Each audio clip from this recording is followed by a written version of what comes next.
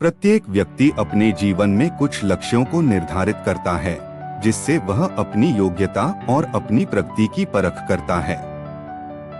यदि लक्ष्य हासिल नहीं होते हैं, तो वह अपनी कमियों को देखता है, उसमें सुधार करता है और फिर उन लक्ष्यों को हासिल करने की कोशिश करता है। कई लोग अपने लिए लक्ष्यों को निर्धारित करते हैं और उसको पाने के लिए रणनीति भी बनाते हैं, लेकिन वे असफल होते हैं। जागरण अध्यात्म में आज हम भगवान बुद्ध से जुड़ी एक प्रेरक घटना के बारे में बता रहे हैं, जिसमें आपके लिए एक संदेश है। और इशारे से बैठने के लिए कहा। जब प्रवचन समाप्त हो गया और सभी लोग वहां से चले गए, तो बुद्ध ने उस व्यक्ति को अपने पास बुलाया और बैठने के लिए कहा। वहां चारों तरफ हरियाली छाई हुई थी। मौसम बहुत सुहाना था और तरह तरह के पक्षियों की आवाजें गूंज रही थी।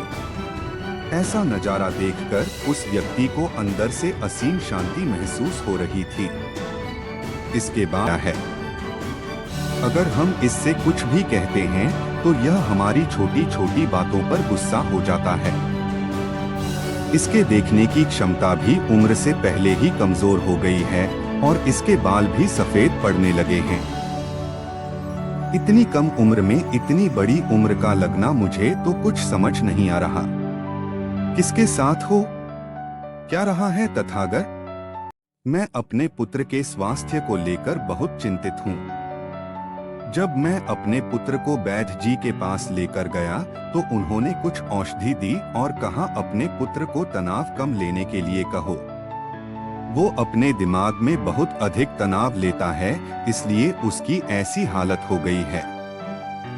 लेकिन मुझे उनके बहुत समझाने के बाद भी तनाव का मतलब समझ नहीं आया।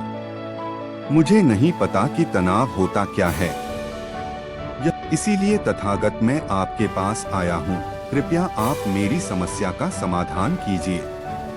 यह सुन बुद्ध उसके पुत्र को बड़े ध्यान से देखते हैं, उसके चेहरे को देखते हैं, उसकी आंखों को देखते हैं और फिर उसके हाथों की नब्ज को भी देखते हैं। यह सारी विधि करने के पश्चात बुद्ध उस व्यक्ति से कहते हैं, तनाव लेना तो